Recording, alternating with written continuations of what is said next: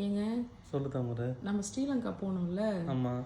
அதான் நம்ம ஃபாலோவர்ஸ் ஒருத்தவங்க கேட்டிருந்தாங்க, நீங்கள் எப்படி போனீங்க, எப்படி விசா எடுத்தீங்க அப்படின்னு சொல்லிட்டு கொஞ்சம் டீட்டெயிலாக சொல்லிட்டுருங்க. அதாவது என்னன்னா, நாங்கள் வந்து ஒரு ட்ராவல் ஏஜென்ட் மூலிமா தான் வந்து ஸ்ரீலங்காவுக்கும் போனோம், மலேசியாவுக்கும் போனோம். ஆக்சுவலாக ஸ்ரீலங்காவுக்கு வந்து விசா எதுவும் இல்லை, ஆன் அரைவல் தான். ஸோ மலேசியாவுக்கும் அதே மாதிரி தான், ஆன் அரைவல் தான். நாங்கள் வந்து அவங்ககிட்ட எப்படி பேக்கேஜாக போனோன்னா, ஒரு ஹோட்டலு ப்ளஸ் வந்து பிரேக்ஃபாஸ்ட்டு இது மட்டும்தான் அவங்க, ப்ளஸ் வந்து டிரான்ஸ்போர்ட்டேஷனு. நம்ம எங்கெல்லாம் போய் பார்க்குறோமோ, இப்போ மலேசியா போனப்போ அங்கங்கே போகிற இடத்துக்கு என்ட்ரி டிக்கெட்டும் அவங்களே எடுத்து கொடுத்தாங்க. ஸ்ரீலங்கா போனப்போ நான் என்ட்ரி டிக்கெட்லாம் நான் கேட்கல. அது இல்லாமல் அவங்க என்ன சொன்னாங்கன்னா, ஸ்ரீலங்காவில் நிறைய இடம் இருக்குது சுற்றி பார்க்குறதுக்கு, நீங்கள் வேணும்னா என்ட்ரி டிக்கெட் எடுத்துக்கலாம், வேணான்னா வேணாம், பட் ஆனால் டிரைவர் எல்லா இடத்துக்கும் கூப்பிட்டு போவாங்க, அவங்க ரைட் நிறைய அனுப்புவாங்க. ஸோ இது மாதிரி வந்து ஸ்ரீலங்காவில் வந்து நாங்கள் வந்து அந்த என்ட்ரன்ஸ் டிக்கெட்லாம் எதுவும் வாங்கலை. ஹோட்டலு ப்ளஸ் வந்து டிரான்ஸ்போர்ட்டேஷனு, அது இல்லாமல் பிரேக்ஃபாஸ்ட், இது மட்டும்தான்.